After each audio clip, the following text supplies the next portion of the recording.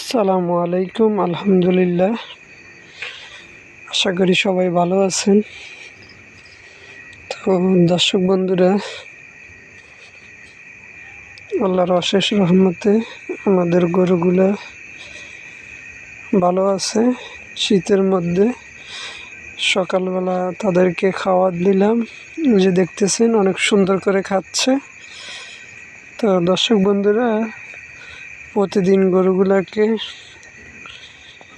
কাজ হচ্ছে ভালোভাবে চেকিং করা এবং কোনো গরু কম খায় কিনা, কোনো গরুর সমস্যা আছে কিনা, একজন খামারি হিসাবে দায়িত্ব হচ্ছে এগুলো অবশ্যই দেখা।